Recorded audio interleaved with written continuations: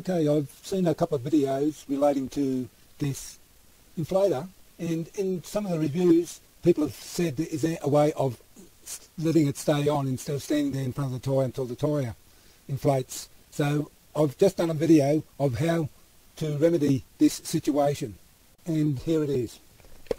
So here it is. I've put a rubber band, well, there's actually two rubber bands there, and I'll just show you how it works. Pull it, it goes.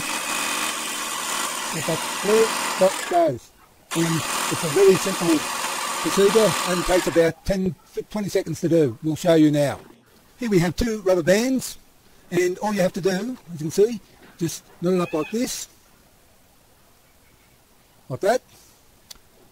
Grab the inflator, put it around the handle like I'm doing now. Just put it over the trigger there. Line it up. I know it's not lined up real good, but it still works. On off.